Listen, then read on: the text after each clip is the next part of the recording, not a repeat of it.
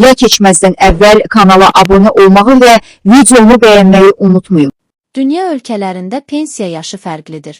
Əksər ölkələrdə pensiya yaşı 60-ın üstündə olsa da, bəzilərində əksinə vətəndaşlar 50 yaşda pensiyaya çıxa bilirlər. Azərbaycanda isə pensiya yaşı kişilər üçün 65 müəyyən edilib.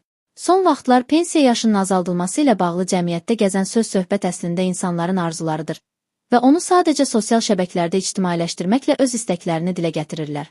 Bəs görəsən, pensiya yaşının aşağı salınması mümkündürmü? Mövzu ilə bağlı konkret Azın suallarını cavalandıran sabiq deputat iqtisadçı Vahid Əhmədov bildirib ki, hələlik pensiya yaşının aşağı salınması ilə bağlı hər hansı gözlənti yoxdur. 3 qurum yeni nazirlikdə birləşdirilə bilər. Vahid Əhmədov: Elə bir proqram da mövcud deyil. Amma ikinci yarımildə iqtisadi vəziyyətin necə olacağına baxılacaq. Bu, əsasən iqtisadi vəziyyətdən asılıdır. Neftin qiyməti aşağı düşsə problemlər çoxala bilər.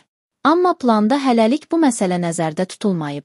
Daha sonra pensiya yaşına toxunan Vahid Əhmədov bildirib ki, dünyada ən yüksək həddi olan ölkələrdən biri də Azərbaycandır. Elə ölkələr var ki, vətəndaşlar 50-55 yaşında pensiyaya çıxır.